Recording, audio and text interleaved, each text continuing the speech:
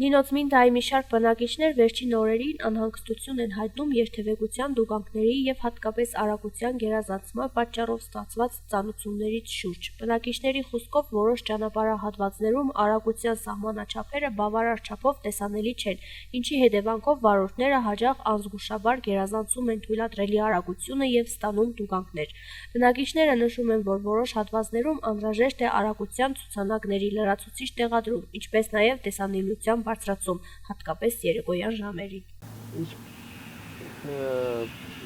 Ասենք երթևեկության մաս։ Ես մեր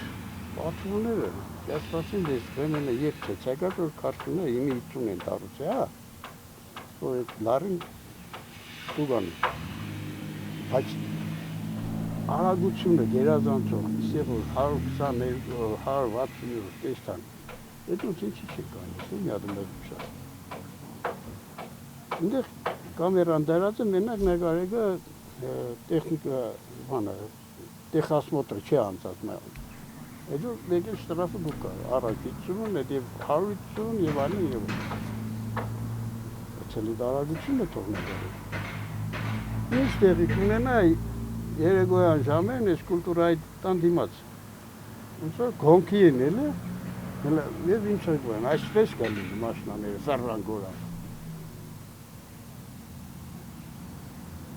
Ես նորից սկսեմ, քաղաքը